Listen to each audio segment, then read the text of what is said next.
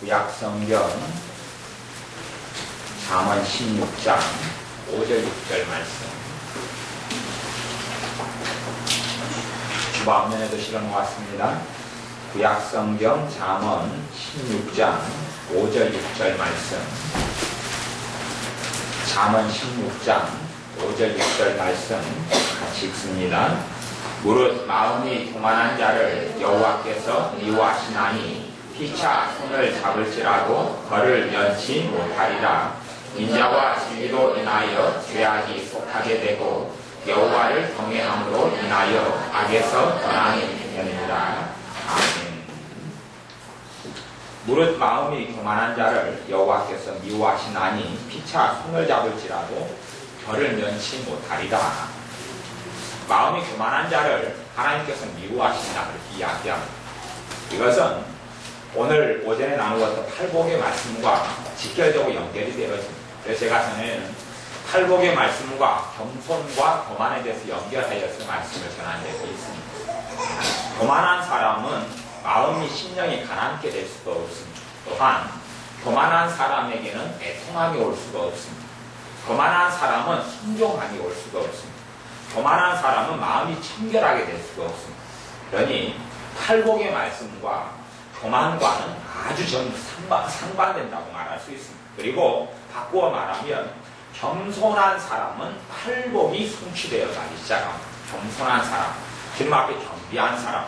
교만한 사람의 특징은 뭐냐 하면 다른 사람을 쉽게 판단합니다.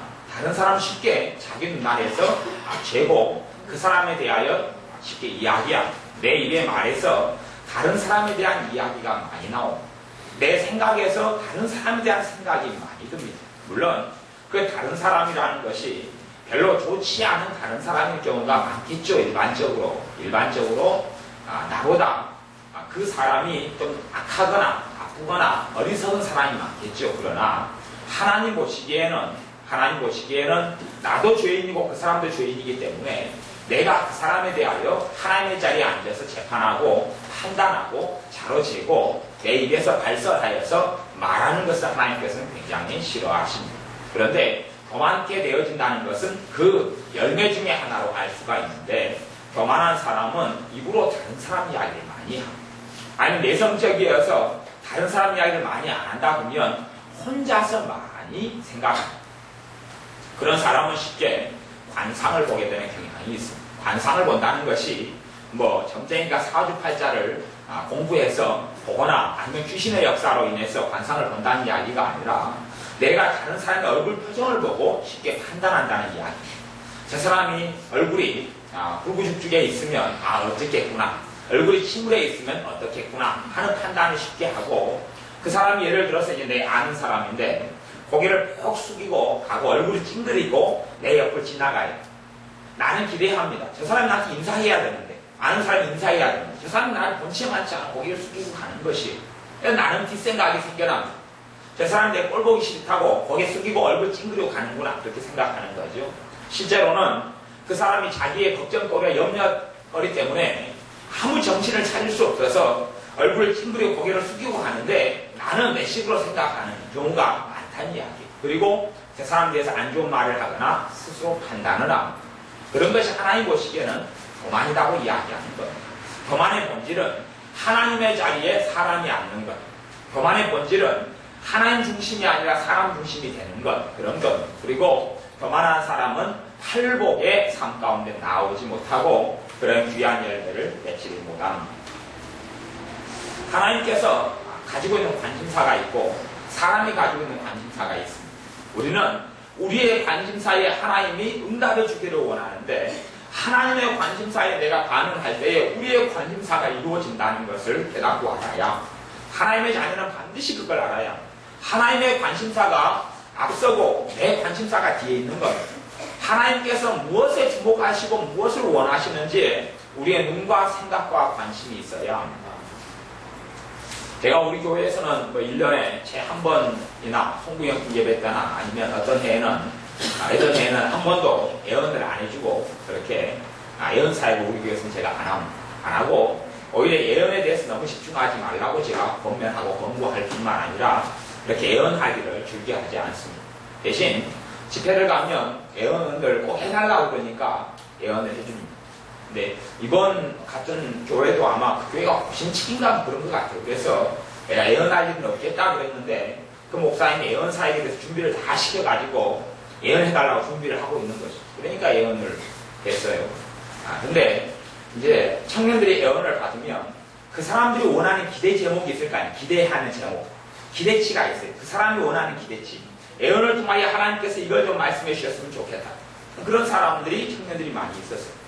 그런데 예언을 지금 받아보니까 자기가 원하고 생각하는 것하고 하나님 말씀하는 거하고 같아요? 틀려요? 틀려요. 그래도 이번에는 감사하게도 한 절반 이상의 청년들에 대해서는 그래도 잘 된 것 같아요. 어떻게 잘 됐냐 하면 그 청년들이 기대하는 것과 하나님의 예언을 통해 나오는 것이 같았다는 이야기. 예언을 들으면서 응답을 많이 받았어요. 예언을 들으면서 응답을 많이 받았다고 간증하는 것을 가지고 모았어요. 그 청년들이 기대하는 것과 하나님 말씀하는 게 같았어요.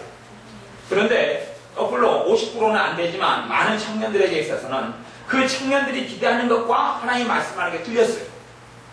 그러니 그런 청년들이 있어서 예언 들을 때 감동이 많이 오겠어요? 별로 안 오겠어요? 많이 와요? 별로 안 와요? 별로 안 와요. 왜냐하면 우리는 어떨 때 감동이 오냐 하면 내가 원하는 걸 들을 때 감동이 오는 것이 내가 웃기고 재밌는 그러한 영화를 보기를 좋아해. 아니면 코미디 프로를 보기를 좋아해. 코미디 프로 보기 좋아하는데 그 영화가 아니면 연속극이 TV에 나오는 프로그램이 코미디가 아니고 멜로드라마다 그러면 멜로드라마를 억지로 내가 봐야 되는 상황에서는 별 재밌지 않을 거예요. 나는 코미디를 좋아하니까. 아니면 영화를 여자친구와 남자친구가 영화를 보러 가는데 남자는 액션을 원하고 여자는 연애물을 좋아해. 그러면 둘 중에 하나를 맞춰야 되겠죠. 같이 보려면. 아니면 너무 사이가 좋은 사람이면 니는 저하고 나는 우하리라. 니는 이관에 가서 멜로를 보고 나는 3관에 가서 액션을 보고 끝나고 만나자. 그럴 수도 있겠지요. 그런데 두 사람이 서로 맞춰가지고 간다면 누구 한 명은 기호가 틀리면 포기해야 되겠죠. 그러면 남자는 액션을 좋아하는데 멜로 영화를 봐요. 그럼 기분이 좋겠어요? 안 좋겠어요? 별로 안 좋을 거예요. 대신 여자는 기분이 찢어지게 좋겠죠. 거꾸로 바꿔서 남자를 따라서 여자가 갔어요. 그럼 남자는 액션물을 보니까 너무나 상쾌하고 시원하고 좋았겠죠. 여자는 액션하고 파괴하고 총을 쏘고 하는 걸 보면서 기분이 영 언짢고 안 좋지요. 이놈은 남자가 나를 사랑한다면서 좋아하는 거 보고 내가 좋아하는 거 안 보게 했네. 그런데 그렇게 흘러갈지 모르겠어요. 그래서 예언을 받을 때도 자기가 원하는 것이 나오면 기분이 좋아져요. 감동이 온단 말이에요. 근데 자기가 원하는 것이 안 나오면 감동이 없어요. 그런 여러 가지 이유 가운데 가장 중심되는 것은 하나님의 관심사와 그 사람의 관심사가 다르다는 이야기입니다. 달라. 이게 문제를 일으키는 겁니다. 하나님의 관심사와 내 관심사가 같아야지 내 삶 속에 하나님의 은혜가 있고 하나님의 축복이 있다는 것을 알 수가 있습니다. 알 수가 있어요. 제가 그런 깊이 있는 이야기까지는 사실은 그 집회 때 이야기 별로 안 했어요. 그런 구절절한 이야기까지는 하지 않았어요. 그런데 실제로 사람들 그걸 알고 있어요. 하나님의 관심사와 내 관심사가 같아서 내가 원하는 부분에 있어서 예언이 정확하게 많이 나왔다 그러면 참으로 좋은 것. 예를 들어서 포괄적인 의미에서 이야기하자면 설교도 어떤 면에서는 예언 속에 들어갑니다. 가르치는 예언이다 그렇게 말할 수도 있습니다. 그러면 여러분 가운데 극단적으로 갈라지는 사람들이 있을 겁니다. 어떤 사람이 일주일간 생활하면서 내가 이런 부분에 있어서 궁금하고 이런 부분에 있어서 알기를 원해. 그런데 그날 저녁에 설교를 들었더니 주일날 설교를 들었더니 정확히 내가 원하는 게 나왔어요. 그런 사람은 내 관심사와 하나님의 관심사가 같기 때문에 그렇습니다. 그리고 하나님께서 그 사람 중심으로 말씀을 전합니다. 그런데 별로 말씀을 들을 때 기도의 말씀이나 새벽 말씀이나 아니면 주일 나도 말씀이나 별로 내게 감동이 없어요. 그러면 두 가지 문제가 있을 수 있어요.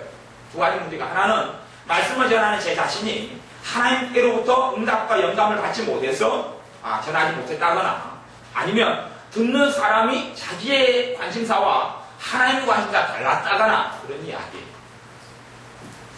처음의 이야기는 저 같은 경우는 개인적으로 주님께 어떤 말씀을 전할까 기도해서 응답을 받았습니다. 그런 은사들을 하나님 주셔서 응답을 받아서 전하는 것이죠. 이게 제가 집회를 가도 주님께서 어떤 말씀을 전하라고 가르쳐 주셔요. 이게 그 청년 수련회 2박 3일로 가서 집회를 했을 때도 주님께서 4번의 말씀을 전했는데 한 번은 말씀을 가르쳐 주셨어요. 물론 4번 다 가르쳐 주셨어요. 근데 한 번은 미리 받아가지고 갔고 나머지 3번은 그 장소에서 받았어요. 말씀. 그러니까 말씀을 전하는 거예요. 그러니까 주일 낮의 말씀이나 오후 말씀도 또 기도의 말씀은 하나님께 받아가지고 해요. 어떤 말씀을 전할까 가르쳐 주세요. 이게 제 서재에 가면 한 일주일간 기도의 말씀 가운데 어떨 때 기도할 때 되면 한 3개, 4개 말씀 한꺼번에 주셔요. 얼른 메모를 해놨다가 서재에 놔둬요. 그럼 그것을 말씀을 전해요. 이게 핍박하는 자를 위하여 기도하라 이런 말씀도 다 받아서 하는 말씀입니다. 그렇게 해서 말씀을 전해요. 제 사사로운 감정 가지고 말씀을 전하기는 그렇게 드뭅니다. 그런데 그럼에도 불구하고 어떤 사람은 자기에게 딱 맞는 말씀, 자기가 궁금하고 자기의 삶을 문제를 풀어가는 말씀을 듣는 사람도 있고 아니면 어떤 사람은 전혀 자기하고 관련 없게 보이는 별로 감동도 없고 마음에 와닿지 않는 말씀으로 듣는 사람도 있어요. 왜 그런 일이 벌어지냐 하면 가장 중심되는 이유 중에 하나는 하나님과 내가 다른 데를 쳐다보고 있기 때문에 그래요. 내가 쳐다보는 곳을 하나님도 쳐다봐 주시느냐? 그렇게 아니에요. 절대 하나님은 창조주고 전능자이고 하나님이시기 때문에 그렇지 않습니다. 하나님이 보는 것을 내가 쳐다봐야 합니다. 하나님이 관심 있는 것을 내가 관심 있어야 합니다. 그렇게 될 때에 하나님께서 내 관심사와 내 문제 가운데 함께 하시고 도우시며 축복하시며 응답하시는 겁니다.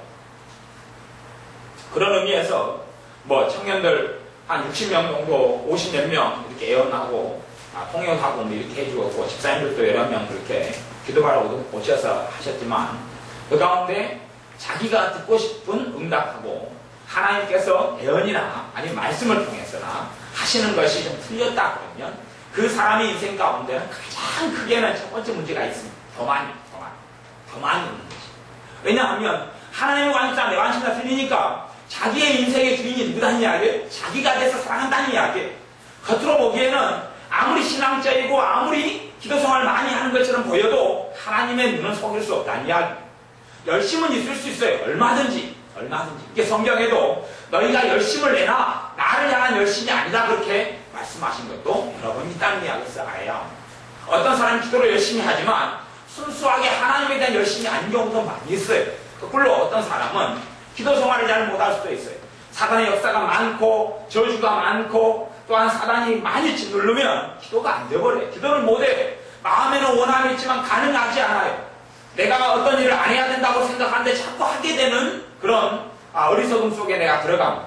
그럼에도 불구하고 그 사람이 하나님에 대한 간절한 마음이 있고 소원이 있으면 하나님 그걸 받으시는 거예요. 그걸 받으셔서 말씀을 통해서나 아니면 예를 들어 집회 기간에는 예언을 통해서나 그 사람에게 말씀하시는 거예요. 그리고 그 사람이 정확히 듣고자 하고 하는 말씀을 듣게 되고 듣고자 하는 예언을 듣게 되고 듣고자 하는 하나님의 응답이 거기서 이루어지는 것을 봅니다. 그러나 여러분의 삶 가운데 하나님의 관심사가 내 관심사가 같아져야 하나님이 그런 부분에서 내게 맞춰주지 않습니다. 하나님의 관심사는 어디 있느냐? 그걸 이야기한다면 6절 말씀에 잠언 16장 6절에 인자와 진리로 인하여 죄악이 속하게 되고 여호와를 경외함으로 인하여 악에서 떠나게 되느니라. 죄의 문제, 악의 문제. 하나님의 관심사는 어떻게 죄를 해결할 수 있느냐 하는 관심사 속에 있습니다. 하나님은 죄의 문제에 관심을 가지고 있습니다. 하나님은 내 죄의 문제에 관심을 가지고 있는데 나는 내 죄의 문제가 아니라 내 성공이나 내 평안이나 내 행복의 문제에 관심이 있습니다. 그러면 결과적으로는 하나님도 우리의 평안이나 우리의 행복에 관심이 있습니다. 하지만 그걸 해결하기 위해서는 죄의 문제가 해결되지 않으면 그 부분에서 답이 없으면 진정한 하나님께로부터 오는 평안과 안식도 쉼도 기쁨도 없다는 사실을 알아야 합니다. 우리는 죄의 문제를 다루지 않고 내가 하나님께 가지고 있는 죄의 문제, 내 삶에 가지고 있는 죄의 문제를 다루지 않고 내 삶에서 하나님 주신 것을 누리려 합니다. 하지만 하나님은 죄의 문제가 다루어지지 않고서는 그런 부분을 누릴 수 없다는 것을 아셔야 합니다. 물론 100% 죄의 문제를 다루어질 수 있느냐? 그렇게 될 수는 없습니다. 또한 죄의 문제가 다 다루어지지 않고서는 하나님의 축복이 안 오느냐? 그것도 아닙니다. 다루어진 것만큼 주님을 깊이 있게 알게 되고 주님의 사랑이 임한다는 이야기. 죄의 문제가 다루어지면 갈수록 능력 있는 하나님의 자녀의 삶을 살게 된다는 이야기. 죄의 문제가 다루어져 갈수록 주님을 닮아가게 되고 주님의 영광을 체험하는 삶을 살아간다는 이야기. 그러니 우리의 삶 가운데 하나님의 관심사가 죄의 문제에 있다는 것을 꼭 기억하고 알아야 합니다. 그럴 때에 하나님께서 우리의 관심사를 해결하고 도와줍니다.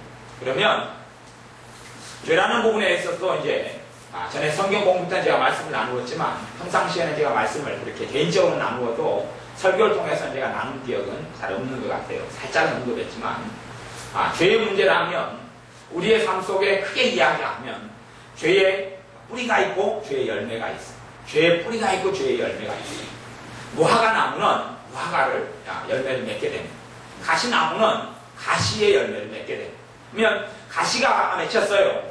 가시를 따주고 가시를 불라주고 가시를 없애줘도 조금 지난 다음에 가시나무가 뿌리에서부터 양분과 물을 흡수해서 뭘 맺습니까? 가시를 맺는 것이 가시를 맺어요. 독사나 소나 똑같이 물을 먹습니다. 독사도 물을 먹고 소도 물을 먹어요. 그러면 독사가 먹는 물은 독이 되고 소가 먹는 물은 우유가 되는 것이에요. 왜 그런 일이 벌어져요? 똑같은 물인데 다른 물을 마시는 게 아니에요. 독사가 독물을 마시는 것도 아니고 아니면 소가 우유물을 마시는 게 아니고 똑같은 물인데 독사는 독을 만들어내요. 그 물을 가지고. 소는 그 물을 가지고 우유를 만들어내는 겁니다. 열매의 문제는 또한 토양의 문제, 내가 어떠한 삶과 어떤 환경에서 살아가느냐의 문제가 아니라는 것을 아셔야 합니다. 어떤 사람은 상처를 굉장히 많이 받는 환경 속에서도 마음을 지키고 더 건강하게 살아가는 사람이 있는 반면에 어떤 사람은 부모가 항상 위해주고 항상 사랑해줘도 정말로 자기중심적이고 이기적이고 악하게 자라나는 자녀들도 얼마나 많이 있습니다. 현 시대에서는 상처받는 것보다 더 무서운 것이 과보받는 것. 상처받는 것보다 더 무서운 심각한 장애를 일으키는 아이들이 어디서 태어나냐 하면 과보받는 자식들. 과보라는 이야기는 뭐냐 하면 모든 것에 부모가 챙겨줘요. 모든 것에 부모가 돌봐줘요. 작은 것도 자식에게 시키지는 않아요. 자식이 건강하게 되려면 어릴 때부터 자식을 일을 많이 시켜야 됩니다. 정서적으로나 또한 마음적으로 건강하게 되려면 어릴 때부터 일을 많이 시켜야 합니다. 제가 방학 동안에 우리 강교육사님이나 승규나 서연이가 교회에서 지내다가 방학이 끝나고 이제 서울로 올라갔는데 뭐 반가운 소식을 하나 들었어요. 그건 뭐냐 하면 승규가 엊그저께 초등학교 3학년인데 밥을 했다는 거예요. 그리고 저녁에 라면을 끓였다는 거예요. 그게 최초지요. 그거 잘한 거예요. 초등학교 3학년에 밥 정도 하고 빨래 정도 하고 다 해야지요. 그거 시켜야 되는 거예요. 시켜야 돼요. 그래야 사람이 되는 겁니다. 그래야 사람이 돼야죠. 근데 20살이 돼도 뒤치다거리 엄마가 아빠 다 해줘요. 뒤치다거리를. 15살이 돼도 자기 이불을 갤지도 몰라요. 자기 신발을 밟지도 몰라요. 그러면 사람 무시 못합니다. 30살 돼서도 엄마! 자꾸 결혼했어도 남자라면 여보! 자꾸 신발 갖다 내놔! 그러고 찾게 됩니다. 사람 무시는 못하고 살아요. 한쪽 부분에는 그냥 장애인처럼 나타나요. 이게 과보의 무서운 점입니다. 과보의 무서운 점. 그래서 제가 그렇게 상담을 많은 사람을 해오고 살았지만 과보에는 약이 없다. 이게 약이 없다. 과보를 어떻게 치료하냐 도대체가. 과보는 왜 무슨 일이 벌어지냐. 과보 받는 사람은 철저하게 깨지지 않으면 믿음에 있어서 깊어지지가 않아요. 주님의 놀라운 사랑과 은혜를 체험하지 못합니다. 왜 그런 일이 벌어지는지 압니까? 과보라는 것은 부모가 자식을 주인공으로 키웠어. 너가 주인공이야. 너가 우주의 중심이야. 너가 집의 중심이야. 너 인생의 주인은 너야. 이게 과보의 열매입니다. 과보예요. 그 사람을 주인공으로 받들고 만들어버렸는데 어떻게 그 사람이 하나님 앞에서 하나님을 순종하고 하나님께 복종하고 하나님께 무릎을 꿇는 삶이 가능하단 말입니다. 겉으로는 무릎 꿇는 척해도 하나님이 위험하리야 하고 하나님을 노예처럼 종으로 알고 하나님께 순종하는 것을 절대 보이지 못합니다. 만왕의 왕 되신 하나님께 어떻게 순종하는 것을 배운단 말이야. 부모가 끊임없이 너가 주인공이야. 자식이 엄마 내 마음이 아파. 알았어 미안해. 엄마 짜증나. 그래 짜증나냐? 뭐 해줄까? 맛있는 거 뭐 해줄까? 엄마 오늘 나 심심해. 그럼 엄마가 놀아줄까? 어디로 갈까? 어디 놀러 갈래? 엄마 나 요즘에 입맛이 없어. 그래? 뭐 맛있는 거 사줄까? 너 먹고 싶은 거냐? 피자 치킨이냐? 뭐 먹고 싶냐? 그런 자식의 인생에는 소망이 없습니다. 자, 극단적으로 이야기해 소망이 없습니다. 사람 구실하고 살기 어렵습니다. 하나님께 나와도 정말로 믿음의 사람, 성에 충만한 사람, 사회나 다른 사람의 인생을 살리는 사람이 되려면 그게 다 깨져야 돼. 그러니 하나님께 쓰려면 그 사람을 연장 속에 집어넣습니다. 용광로 속에 넣어서 굴려버립니다. 그런데 부모는 하나님 연단 가르마가 버립니다. 안 되면 내 자식 건드지 마세요. 그런 거 없이 사람 만들어주세요. 그리고 하나님께서는 그 사람의 자식을 다루질 않습니다. 다루질 않아요. 왜냐하면 연단을 하고 고생을 하고 환난을 당하면서 자기 중심성이 깨지고 겸손을 배우고 낮아짐을 배우고 순종을 배우기 때문에 그렇습니다. 그러니 정말 끔찍한 사람은 과로 자란 사람도 아니고 상처를 많이 받은 사람도 아니고 배신을 많이 당한 사람도 아니고 제가 많이 끊임없이 상담을 해보면 제일 심각하고 무서운 사람은 바보, 주인공으로 떠받들고 자란 사람, 그런 사람은 정말 무섭습니다. 그런 것이 철저하게 깨지고 무너지지 않으면 성령님의 사람, 하나님의 사람, 말씀의 사람, 기도의 사람, 권능의 사람으로 그렇게 쓰임받는 경우를 보지는 못했습니다. 그러니 어린아이를 둔 부모님 같은 경우는 절대 자식을 중심으로 키워서는 안 됩니다. 성경에서도 모든 권세를 부모가 가지고 있지 자식이 가지고 있는 게 아닙니다. 성경에서는 자식을 결혼시키고 안 시킬 권리가 부모한테 있습니다. 고린도 전서에도 처녀 딸이 있으면 부모가 네 시집까지 말아주면 안 가야 됩니다. 네 시집 가면 가야 됩니다. 그게 고린도에서 신약에 나오는 말씀입니다. 구약에는 그것보다 훨씬 더 심각합니다. 심지어는 자식을 죽이는 책임도 죽일 수도 있습니다. 부모가. 요즘 법은 국가법은 막고 있지만 성경 구약시대 옛날에는 하나님의 법 가운데는 자식이 사람 부실한데 부모같이 죽여도 하나님은 절대 죄로 묻지 않고 그걸 옳다고 여겼습니다. 그럴 정도로 부모에게 권세가 있고 권한이 있었습니다. 하지만 요즘 어리석은 부모들은 자기의 인생에 대한 책임까지 자식한테 다 넘겨버립니다. 나는 너희를 위해 살아. 너희가 내 소망이고 너희가 내 등불이야. 너만을 위해서 모든 걸 투자하고 모든 걸 쏟아줄게. 공부만 잘해. 뭐 등등. 너만 행복하면 다 돼. 그런 어리석은 인생을 부모가 살면서 자식 인생도 망쳐버리고 자기 인생도 망쳐버리고, 그리고 하나님께 가서 하나님 왜 내 자식이 안 돼요? 자식이 힘들어지면 자기도 지옥이 나타나면서 하나님 내 자식이 왜 이래 해야 돼요? 내 인생은 왜 이래요? 라고 살아갑니다. 성경 66권의 일관적인 하나님의 뜻과 흐름을 전혀 이해하지 못하고 깨닫지 못하는 상태에서 어찌 그 사람의 인생에 지옥이 임하지 않는다는 이야기입니다. 하나님은 그런 부분에 응답 안 합니다. 하나님의 말씀을 어기고 어리석게 살아가면서 하나님께 책임을 전가하고 넘기는 그런 어리석은 사람의 탄원과 기도를 하나님은 안 들어줍니다. 회개로 나아가야 절대 자식을 과보도 오냐 절대 키워서는 안 돼요. 어린 자녀를 둔 부모들은 어릴 때 초등학교 1학년 때 정도 되면 밥하는 거 가르쳐야지요.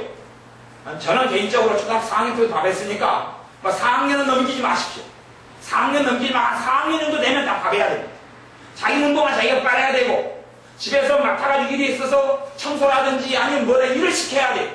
그래서 애들이 중학생 정도 되면 엄마가 손 놓고 살아갈 수 있는 정도 돼야 돼요. 중학생 정도 되면 엄마가 많이 절반 이상의 살림을 손을 놔야 됩니다. 그 정도로 애를 키워야 돼요. 우리 박명희 사님은 참 애들을 이제 잘 키워요. 잘 키워서 우리 삼성자 애들이 이제 집안일을 대부분 다 알아서 하죠. 그죠? 얼마나 지연이는 요즘에 음식을 잘합니까? 그래서 저도 덕을 많이 보고 있습니다. 교회 와서 그냥 막 10명, 20명 음식도 우습게 만듭니다. 그러니 뭐 얼마나 제가 덕을 많이 봅니다. 다 알아서 맡아서 새로운 메뉴를 개발하고 만들겠다고 애를 쓰고 공부도 열심히 하고. 얼마나 잘합니까? 우리 집에서 청소 같은 거 우리 은혜 같으면요, 그냥 딱 되면 은혜를 가르쳐서요, 언니들이 뭐라 그러는지 압니까? 그거라 그래요.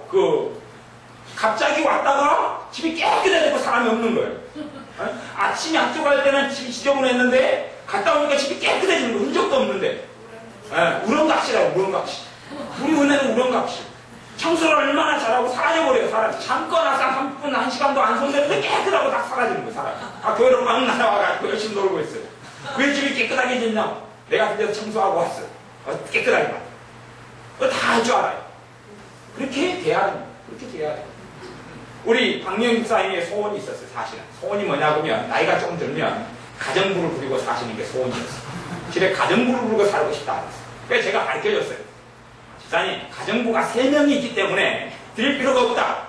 교육을 시키시라. 그리고 그 교육이 하여튼 1년 정도, 2년 정도 성과가 이제 멋있는 가정부가 다 만들어졌어요.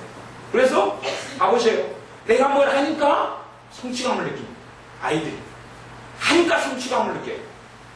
이번 방학 때는 우리 지혜가 열심히 설거지를 했어요. 설거지를 맨 처음에 할 때는 얼굴이 그냥 불이 중중중 했어요. 하기 싫은 걸 억지로 해야 되거든요. 밥을 10명씩 먹는데 설거지하기 힘들었지. 그지? 지혜가 힘들었어요. 그래서 설거지해. 계속 설거지를 한 일주일, 2주일 하니까 설거지하는 게 편해졌지. 이제 설거지하는 게 편해졌어요. 마음을 지켜준단 말이에요. 적응이 되니까. 섬기는 게 힘들어지는 것이 쉬워지기 시작하는 거예요. 그리고 지 얼굴이 후루중증이 안 해져요. 편안해요. 설거지 하는데 편안해. 이미 몸에 익었다는 이야기. 섬기는 게 익었다는 이야기. 봉사하는 게 익어가기 시작한다는 이야기. 사람이 살다 보면 내가 다른 사람에게 하나를 주면 다른 사람 나한테 줍니다. 또 내가 주고 다른 사람 받고 이런 삶을 살아가는 것이. 그런데 과보를 받으면 받을 줄만 알고 줄 줄은 몰라요. 주는 데서 행복을 알지를 못한단 말이에요. 알지를 못해요. 그래가지고 여자애들이 가령 시집을 간다고 생각해 보세요. 시집을 가면 무슨 일이 벌어지겠어요, 도대체가. 남편의 밥을 해야 되죠. 환상 속에 살죠. 남자가 그렇게 이야기하죠. 네 손에 물도 안 묻히게 해주겠다. 그거 거짓말이 참말이에요? 거짓말인데 100년, 200년 내내 여자들이 그걸 믿고 살더라고요. 결혼하기 전까지.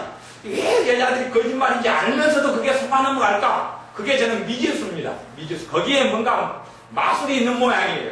손에 물도 안 묻히게 해줄게. 모든 여자보다도 너를 더 편하게 해줄게. 근데 이거 다 거짓말인데 왜 그게 다 넘어가는지 모르겠어요. 나중에 저도 그 거짓말 한번 쳐봐야 돼요. 손에 물도 안 묻히게 해줄게. 근데 그게 아니고 이제 결혼하면 식순이가 돼야 됩니다. 식순이 돼야 돼. 남자들 결혼한 다음에는 잡아놓은 물고기에 입값을 안 준다 그러더라고. 그래 빠이빠이 합니다. 빠이빠이 하고 이제 다 밥에 내야 되고 빨래 해야 되고 열심히 다 해야 되고. 그러면 그것이 몸에 익지 않았어요. 섬기는 게 익지 않았어요. 그러면 이제 아침에 집안 청소하는 것이 힘들어요, 안 힘들어요? 힘들어요. 하긴 해야 되는데 몸이 안 따라가고 마음이 안 따라가는 것이. 밥하고 설거지하고 반찬 만드는 것이 지옥같이 변하는 것이. 하긴 해야 되는데 몸이 따라가지 않는 것이. 하나님께서도 마찬가지입니다. 사람에게 부모에게 순종과 복종을 배우지 못하면 하나님께 순종과 복종한다는 게 너무 어려운 것이. 보이는 부모에게 순종하지 않는데 보이지 않는 하나님께 어떻게 순종하고 살아간다는 이야기. 하나님이 이용하고 살아가려는 것이. 하나님의 관심사와 사람의 관심사가 틀립니다. 하나님의 관심사는 죄의 관심을 가지고 있습니다. 내 죄의 짐을 어떻게 벗겨주느냐에 관심이 있습니다. 나를 어떻게 용서하시느냐에 관심이 있습니다. 나를 어떻게 새롭게 하시느냐에 관심이 있습니다.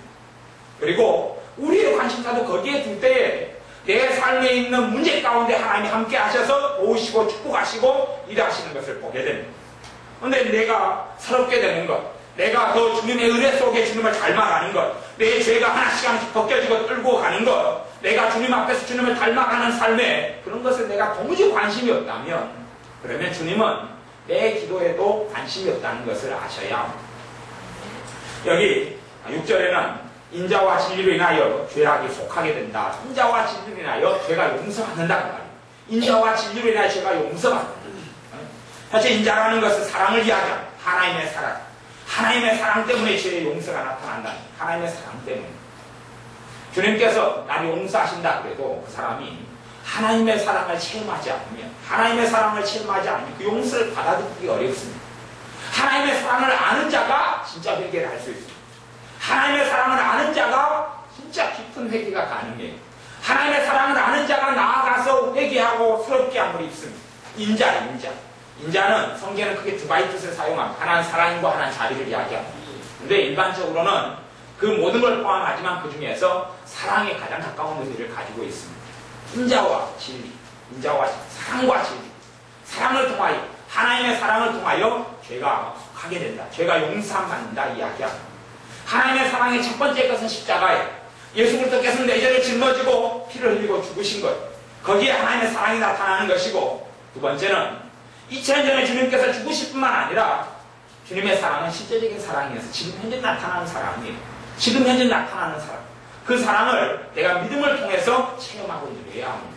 그럴 때에 내가 주님의 사랑을 누리면 누릴수록 내 삶에 주님의 거룩함이 나타나고 죄가 사라져갑니다. 진리는 하나님의 말씀을 이야기합니다. 또한 진리 대신 주님을 이야기합니다. 진리는 하나님의 말씀인데 그 진리되는 말씀을 통하여 내가 깨끗하게 되고 치유함을 받습니다. 여러분의 삶 가운데 암병이 있어요. 암병이 있다면 암을 치료되고 암균을 잘라내야 되는데 잘라내는 것은 칼이죠. S예요. 그럼 이 칼로 암을 잘라내는데 칼이 뭐냐고 진리인 것이 진리예요. 여러분은 생각하기를 그냥 보통 잡이나 아니면 위로 같은 걸 넣고 이 죄가 잘라질 거라고 생각하지만 암이 있어요. 암이 위로를 해줘요. 괜찮을 것이다, 나을 것이다, 치료될 것이다. 그래가지고 암이 치료되느냐 하는 것이 그건 치료되지 않아요. 암이 있으면 암을 잘라내야 될 거 아니에요. 그게 진리예요. 그러니 진리 대신 하나님의 말씀, 진리 대신 하나님의 말씀을 통하여 내 죄가 잘라지고 사라지고 없어지는 것이 대신에 수술한다는 것은 결코 편하거나 쉬운 것은 아닙니다. 편하거나 쉬운 건 아닙니다. 하나님의 그래서 사랑으로 인하여 내가 죄가 속하게 될 수 있고 진리로 인하여 내가 죄가 속하게 될 수 있어요. 그 두 가지 다 필요합니다.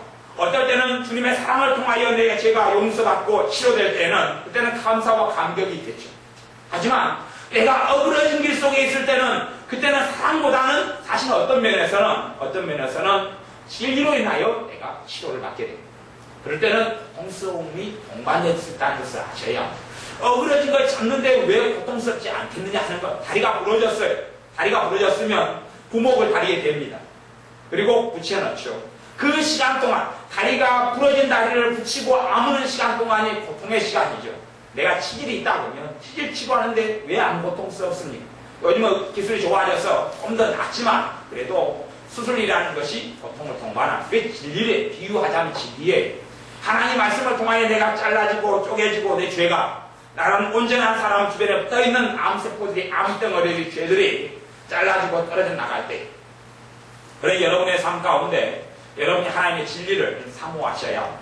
하나님의 진리를 사모하셔야 합니다. 그게 하나님의 관심사입니다. 진리를 사모하고 하나님의 진리가 여러분의 심령을 움직이고 여러분 삶 속에 들어와서 여러분을 변화시킵니다. 여러분은 하나님 말씀이나 복음을 잘못 곡해하고 오해하면 얼마든지 윤리로 만들 수 있습니다. 윤리라는 것은 도덕이라는 것은 그런 겁니다. 학교에 가니 학교 도덕선생님, 윤리선생님이 가르칩니다. 착하게 살아라. 그래서 내가 착하게 살려고 애를 씁니다. 그건 도덕이고 윤리입니다. 성경은 절대 그렇게 이야기하지 않고 복음은 절대 그렇게 이야기하지 않습니다. 내가 착하게 살려 하는데 내 힘으로 살 수 없다고 복음은 이야기하고 특별히 내가 좀 착하게 세상적으로 착하게 될 수는 있어도 하나님 앞에서 착하게는 안 된다는 이야기. 하나님 앞에 착하다는 이야기를 의롭다 그렇게 이야기하는데 내 힘으로는 가능하지 않고 진리가 내 안에 들어와서 나를 이렇게 만들어준다고 이야기하는 거죠. 하나님 말씀이 살아있기 때문에 살아있는 말씀이 내 심령과 내 삶 속에 들어와서 나를 새롭게 만드는 겁니다. 내가 나를 새롭게 만들어가지고 하나님 마음에 들게 살아가려는 게 아니다는 이야기입니다. 사실은 기도도 그렇습니다. 기도하려고 애를 쓰지만 정말 기도하고자 하는 간절함까지는 내 몫입니다. 기도하고자 하는 간절함까지는 내 몫이에요. 그 간절함이 있는 게 확인되면 기도할 은혜와 기도할 능력을 하나님 주십니다. 기도할 은혜와 기도할 능력을 하나님 주셔요. 내가 그런 간절함 내 몫이 되어지지 않을 때 하나님이 하실 몫을 하지 않으실 분이에요. 요단강 있고 홍해가 있을 때 하나님께서 하실 일은 홍해를 가르는 것이었고 요단강을 가르는 것이었어요. 하나님의 백성이 건너갈 수 있도록 요단강을 가르고 홍해를 가르는 것이었어요. 그런데 백성이 해야 될 일도 있었어요. 백성이 해야 될 일은 첫째는 모세 입장에서는 모세는 지팡이를 들어서 홍해를 가르쳐야겠어요. 그게 모세가 해야 될 일이에요. 그래서 하나님께서 모세에게 이야기합니다. 너가 하나님의 지팡이를 손에 가지고 있지 않느냐? 하나님의 지팡이를 그 홍해를 가르쳐서 펼쳐라. 펼쳐라. 그렇게 이야기했습니다. 그게 모세가 할 일, 그걸 하지 않으면 하나님이 할 일을 하지 않았습니다. 그리고 백성에게는 백성이 할 일은 백성을 명하여서 믿음을 가지고 홍해 속에 들어가라 그래라. 홍해는 갈라지지 않았어요. 그런데 홍해를 향해서 200만이나 되는 백성들이 홍해가 어마어마하게 깊은 강인데 들어가면 빠져 죽어버리는데 그 강을 향하여 걸어가라. 진격해라. 모세는 홍해를 향하여 하나님의 지팡이를 내밀어라. 그 두 가지가 백성과 모세가 해야 될 일이었습니다. 그리고 그들이 진격하기 전까지는 홍해가 갈라지지 않았습니다. 모세가 지팡이를 향하여 홍해를 내밀기 전까지는 홍해가 갈라지지 않았습니다. 하지만 백성이 홍해, 갈라지지 않는 홍해 깊은 바닷속을 그 앞을 진격하고 건너가고 가고 있을 때 그 홍해를 향해 가고 있을 때 또한 모세가 지팡이를 내밀 때 홍해가 갈라졌습니다. 요단강도 마찬가지입니다. 요단강도 하나님이 요단강을 먼저 갈라버린 것이 아니고 하나님의 사람들이 하나님의 법궤를 가지고 믿음으로 먼저 제사장들이 네이지파가 법궤를 가지고 요단강의 물이 찰랑찰랑하고 아주 넘쳐 흐르는 물에 발을 먼저 담갔습니다. 발을 먼저 담갔을 때 하나님께서 요단강을 가르셨습니다. 하나님의 자녀들은 여러분은 기억하셔야 합니다. 내가 해야 될 몫이 있다는 것을 기억하셔야 합니다. 내가 해야 될 몫이 있을 때 그걸 감당할 때 하나님이 하시는 일을 하신다는 것을 아셔야 합니다. 내가 해야 될 몫이 무엇이냐를 생각하셔야 합니다. 내가 해야 될 몫. 아말렉과 하나님의 백성이 전쟁을 했습니다. 전쟁터에서 하나님의 백성이 참으로 많이 죽을 위기에 처했습니다. 그럴 때 하나님께서는 모세에게 이야기합니다. 너가 하나님의 지팡이를 들어라. 들고 있어라. 하나님의 지팡이를 들고 있으면 하나님의 백성이 이기고 전쟁이 이기고 그리고 하나님의 백성이 죽지 않고 지팡이를 내리면 죽고 전쟁이 치고 그런 일이 벌어진다고 하나님 말씀하셨습니다. 모세는 하나님의 지팡이를 계속 들고 있었습니다. 그런데 들어도 사람이 뭔가를 들고 있고 그 지팡이는 무거운 지팡이인데 들고 있으니 힘이 빠지죠. 힘이 빠져서 스르르 손이 내려오는 겁니다. 내려왔더니 결과는 전쟁이 지고 있는 겁니다. 다시 손이 올라갔더니 전쟁이 이기고 내려왔더니 손이 전쟁에서 지고 그걸 반복했습니다. 그걸 통해서 하나님은 일하셨던 겁니다. 그때 그걸 보고 옆에 있는 모세의 주변에 있던 교회 그 이스라엘 백성 지도자 가운데 두 사람인 아론과 홀이 나타나서 돌단을 쌓고 양손에서 지팡이를 다시 잡아서 들어주었습니다. 그럴 때에 하나님 백성이 전쟁에서 이기게 되는 일이 벌어졌습니다. 우리가 할 일이 있어요. 우리가 할 일은 상상외로 그렇게 성경에서 요구하는 우리가 할 일은 어려운 일은 아닙니다. 어려운 일은 아니에요. 지팡이를 드는 것이 왜 어려운 일이냔 말입니다. 우리가 하는 일이 너무 어려운 건 아니에요. 우리가 감당하지 못할 걸 하나님 절대 요구하지 않습니다. 내가 감당하지 못할 걸 요구하지 않아요. 내 삶 가운데, 여러분의 삶 가운데 어떤 풀리지 않는 문제가 있고 어려움이 있으면 그것을 기도해도 이루어지지 않는다면 특별히 기도는 간구 기도를 이야기했습니다. 간구. 그 문제 가지고 간절히 기도하는 거예요. 어떤 문제가 있으면 내가 한번 슬렁 기도하지 말고 그 문제 가지고 20분, 30분을 기도해야 하는 겁니다. 그 문제만 가지고 그것만 가지고 20분, 30분을 기도해요. 그리고 마음에 평안이 오면 그때 기도를 멈추면 됩니다. 그리고 내일 되면 다시 또 기도해야 돼요? 안 해야 돼요? 또 해야 돼요. 언제까지요? 그게 응답될 때까지. 응답될 때까지 매일. 그렇게 하면 여러분이 상상하는 대로 빨리 응답이 됩니다. 하나님의 사람 중에 이삭이라는 남자가 있었습니다. 이삭이라는 남자가 40살에 결혼해서 60살이 됐는데 자식이 없었습니다. 자식이 없었어요. 그 사이에 20년 동안 이삭이라는 남자가 기도했습니다. 간간히 때때로 생각날 때마다 밥 먹을 때마다 기도했습니다. 자식 달라고. 하나님의 사람 이삭과 이 부부는 20년 차이가 났는데 하나님이 부부를 만들었습니다. 나중에 천생배필인 부부죠. 20살과 40살이 만나서 60살 됐고 40살 됐습니다. 그런데 하나님이 엮어준 부부인데 자식이 없는 겁니다. 자식이 없는 것이. 자식이 없으니 이삭의 입장에서는 답답합니다. 자기도 독자인데 자식이 없는 것이. 형제가 많은 것도 아니고 이복 형제가 있는데 그것은 딴 데로 떠나버렸고 딴 데로 가버렸고 자기 아버지 밑에 자식이 자기밖에 없는데 자식이 없는 것이. 그런 상황 속에서 20년 동안 대강대강 이삭이 기도하다가 성경 창세기에는 이삭이 정신 차리고 기도한 정신 차리고 한 기도가 간구 기도였습니다. 정말 간절히 자식을 위해서 기도했더니 하나님께서 그 간구를 들으셨다 그러고 성경에 기록되어 있습니다. 여러분의 기도가 간구 기도가 돼야 합니다. 정말로 간절히 기도하는 기도가 돼야 합니다. 그리고 그것이 차면 하나님께서 여러분에게 믿음을 줍니다. 기도가 차면 믿음이 옵니다. 믿음이 와요. 내가 믿음을 가지고 기도하는 것이 정답인 것 같은데 많은 경우에 내가 분량이 적어서 그 문제에 대해서 믿음을 가지고 기도하기는 어렵습니다. 하지만 거꾸로 기도를 어느 정도 하다 보면 믿음이 오는 경우가 일반적입니다. 믿음이 오는 경우가 일반적이에요. 그때쯤 되면 기도를 멈추어도 하나님 이루어주시는 것을 보게 됩니다. 그냥 대강대강 기도하거나 아니면 내 심령 속에 응답이 안 된다는 문제에 대한 걱정과 탄식과 염려와 불안으로 마음을 가득 채운 다음에 기도하면 하나님께서 먼저 하시는 작업은 마음속에 채운 것을 먼저 빼내라고 이야기합니다. 마음속에 들어찬 근심과 절망과 낙담을 빼내야 된다고 이야기합니다. 그것이 뽑아져서 주님께 맡겨져야지만이 내 기도가 힘있고 능력 있게 됩니다. 내 마음속에 어떤 문제에 대한 근심을 가득 채운 상태에서 기도하면 이루어지지가 않습니다. 여러분이 그 문제에 대한 탄식과 안타까움을 가득 채우고 난다고 하면 안 됩니다. 기도라는 것은 내 힘으로 할 수 없기 때문에 하는 겁니다. 그건 아시죠? 내 힘으로 할 수 없기 때문에 하는 것이 기도입니다. 그리고 하나님은 기도에 응답하신다고 성경 66권에서 끊임없이 말씀합니다. 내 힘으로 할 수 없기 때문에 기도하는 겁니다. 그러면 내 힘으로 할 수 없는 것을 기도하라 그러고 하나님은 응답해 준다고 말씀합니다. 너희가 얻지 못하면 기도하지 않기 때문이다. 그렇게 야고보 4장 2절 말씀에 이야기합니다. 그런데 왜 얻지 못하느냐 하는 건 내가 내 마음속의 근심과 불안과 염려와 탄식으로 다 채운 가운데 기도해봐야 그건 안 된다는 이야기. 먼저 해야 될 작업은 내가 그 문제에 대해서 근심과 절망과 탄식과 두려움과 불안을 먼저 뽑아내야 합니다. 10년을 가난하게 만들어야 하지. 뽑아내야 돼. 내려놔야 합니다. 계속 내리고 뽑아내야 합니다. 그 다음에 기도하면서 내 마음이 평안히 온 상태에서 기도로 들어갈 수 있어야 합니다.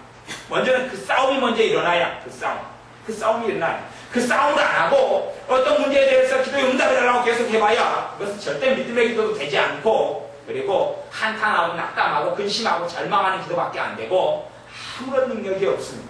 그러면 생각하기를 자신의 문제, 자기가 해야 될 일을 하지 않았기 때문에 하나님 응답하지 않았다는 사실은 알지 못하고 하나님이 왜 지연시키고 하나님의 응답 안 해줍니까? 그런 식으로 하나님께 따지는 어리석은 인생들이 많이 있는데 결코 그렇게 되지 않아야 합니다. 여러분의 삶 가운데 지금은 이미 참으로 많은 하나님의 은혜와 도우심을 받아야 될 일들이 너무나 많았을 겁니다. 너무나 많았을 것이.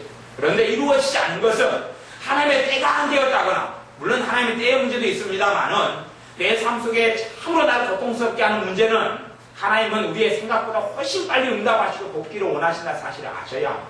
어떤 부모가 자식이 고통 속에 사는 것을 원하는 부모가 어디 있단 말입니까? 하나님 우리 아버지 되시기 때문에 그런 것을 원하는 마음이 하나님께 없습니다. 없습니다. 그러니 우리가 생각하는 외로 신속하게 빨리 우리의 어려움과 환난 속에 응답을 받아야 함에도 불구하고 문제는 내가 해야 될 어떤 몫을 하지 않기 때문에 그렇습니다. 내 신령을 하나님께 되지 않았다거나 내 마음을 근심과 두려움으로 가득 채우고 주님에 대해서 내가 신뢰하고 믿고 주님을 의지하지 않았다거나 하는 내가 해야 될 몫, 그 몫을 내가 감당하면서 내가 할 수 없는 몫에 대하여 하나님께 의탁했을 때 하나님께서 홍해도 가르고 요단강을 가르신 하나님께서 죽은 자를 살리신 하나님께서 역사하시고 일하셔서 우리의 삶에 좋은 열매를 거두게 축복하십니다. 그러니 우리의 삶 속에서 첫째는 하나님과 내 관심사를 맞추도록 해야 하나님과 내 관심사가 일치되도록 그러면 그 열매 가운데 하나가 뭐냐 하면 설교를 들을 때 내가 원하는 설교가 들려집니다.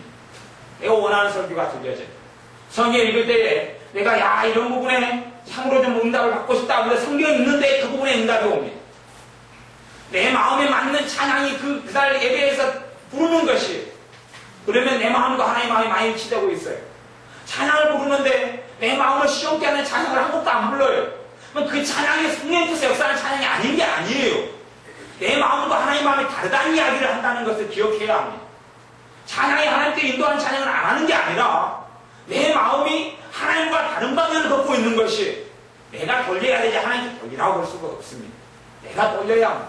내가 마음과 생각을 돌려야 하고 관심사를 하나님께 돌려서 하나님께 맞춰야 합니다. 그것이 가장 중요한 문제입니다. 두 번째 문제는 우리의 마음에 비워내야 합니다. 세 번째 문제는 좀 이야기하다가 말았는데 열매와 뿌리 이야기를 제가 하다가 말았습니다.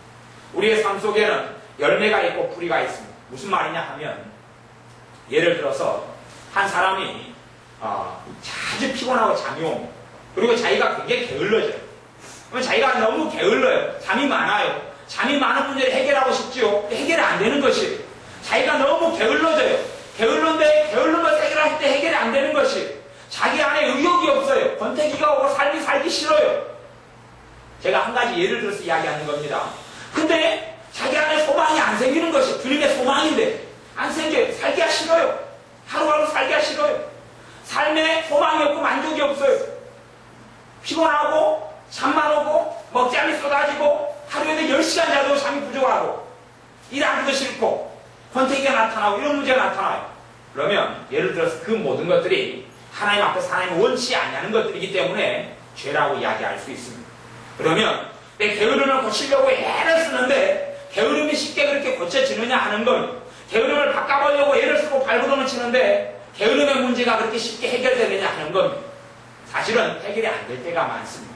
왜냐하면 예를 들어서 게으름이 나무의 뿌리와 열매를 이야기한다면 열매에 가깝기 때문에 그렇습니다. 항상 게으름이 열매가 되는 건 아닌데 열매를 따봐야 열매가 또 맺힙니다. 감나무에 그의 감을 다 따면 다음 해가 되면 또 감이 맺히는 것과 똑같은 이치입니다.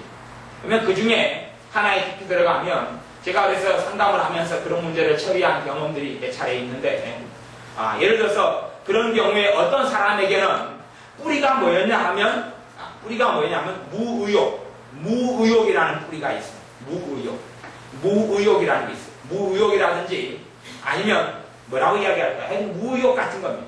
무의욕은 그것이 생겨나면 그것이 뿌리가 만들어져서 씨앗이 돼서 뿌리를 내리고 열매가 맺히면 무의욕이니까 권태가 맺히고 게으름이 맺히고 만사하기가 싫고 만사 짜증나고 하는 일이 맺힌다는 이야기. 무의욕은 어디서 받아들이냐 하면 기본적으로는 어릴 때 받아들이는 일이 있습니다. 예를 들어서 아버지 어머니가 항상 싸우고 다투어요. 뭐 어린 아이로서는 아버지 어머니 싸우는 것을 과외를 시키려 해요. 시키려 해도 아버지 어머니가 싸우는 걸 멈춥니까? 안 멈춥니까? 안 멈춰요. 그리고 가정은 항상 힘들고 고통스러워요. 그러니 아이는 생각하게 됩니다. 내가 아무리 노력해도 필요가 없구나. 그러면서 무의욕을 받아들입니다. 그리고 신념 속을 채워버리는, 신념이 가난케 되지 않는다는 이야기예요. 신념 속에 무의욕으로 가득 채워버리는, 그리고 이제 인생을 살아갑니다. 그러니 거기가 시간이 흐르면 흐를수록 거기서 줄기가 생겨나고 입이 맺히고 때가 되면 열매가 맺히는데, 열매가 다 각기 다른 열매들을 맺힙니다. 각기 다른 열매. 의욕이 없으니 뭐가 찾아와요? 게으름이 찾아와요.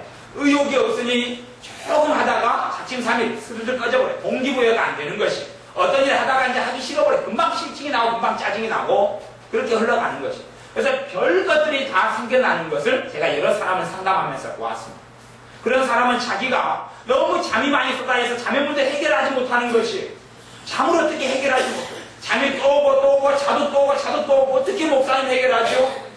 그리고 기도했을 때 주님께서 그 사람이 무의욕의 문제다 하죠. 무의욕, 의욕이 없는 것. 그것을 어린 시절에 받아들였다는 영감을 주셨어요. 그걸 이야기하면서 무의욕을 회개했어요. 그랬더니 그 사람에게 역사는 악한 영이 떨어버려요. 무서워서 정체가 드러나니까. 그리고 그냥 몸에 힘이 다 빠져버려요. 으르 사람이 돼요. 마귀의 정체가 그 사람 몸에 드러나요. 악한 영이 정체가 드러나요. 그래서 그것을 회개시키고 쫓아내니까 이제 피곤이 떠나가기 시작하고 게으름이 떠나가기 시작하고 그 다음에 권태, 멀리 하기 싫은 것이 떠나가기 시작해요. 왜냐하면 나무를 찍어버리면 열매가 있을 수가 없어요. 나무를 찍어버리면 열매가 있을 수가 없어요. 그래서 우리의 삶 가운데 뿌리하고 열매의 관계라는 것은 굉장히 중요합니다. 제가 어떨 때는 몇 시간씩 이것을 가르치고 다루기도 했지만 지금 시간이 부족하니까 그렇게 못 다루고 성경 공부 때는 제가 몇 달 전에는 한두 달 전에는 다 그것을 몇 시간에 걸쳐서 이야기를 했습니다. 새벽에도 제가 한 새벽 2시, 3시, 4시까지 이야기를 했어요. 한 4-5시간을 이야기해서 많이 가르친 내용이고 못 듣는 사람은 다 자기 책임이어서 저는 할 말이 없습니다. 그러니 뿌리하고 열매의 문제가 있어서 내가 어떤 부분을 다루는데 그것이 다루어지지 않으면, 그리고 어떤 부분을 하나님께 처리해달라고 기도를 해요. 내 어떤 부분의 삶의 결정들, 삶의 어떤 허움들, 또 그것 때문에 내가 행복을 누리지 못하고 하나님의 은혜 속에 못 따라가는 어떤 문제들, 그런 문제들이 있는데 기도해도 기도의 처리가 안 되면 그것은 뿌리가 아니고 열매이기 때문에 그렇습니다. 그놈이 문제가 아니고 그 밑에 있는 뿌리가 뭔가를 찾아내는 작업이 필요하고 그 기도가 필요합니다. 그리고 뿌리를 찾아내서 그걸 기도할 때에 이제 그런 삶의 여러 가지 안 좋은 열매들이 사라져버리고 맙니다. 네, 그런 관계를 여러분이 잘 이해하셔야 됩니다. 그렇게 할 때에 하나님의 관심사는 열매에 있지 않고, 그럴 때는 이런 부분에 있어서는 뿌리에 있습니다. 뿌리를 차내기를 원하는데 나는 열매만 자꾸 어떻게 따내고 처리하려고 그러니까 잠깐 동안 열매를 따내도 물과 양분을 빨아들여서 독사가 물 마시고 독을 만들어내는 것처럼 안 좋은 열매를 만들어내고 종류별로 시리즈별로 만들어내서 내 삶을 가득 얼룩지게 만듭니다. 잡초는 뿌리째 뽑아버려야 되는 것이지, 잡초를 가지고 잡초가 씨앗을 때되면 맺히지요. 잡초 씨앗만 따주고 위에만 잘라줘도 조금 지나면 잡초는 무성하게 됩니다.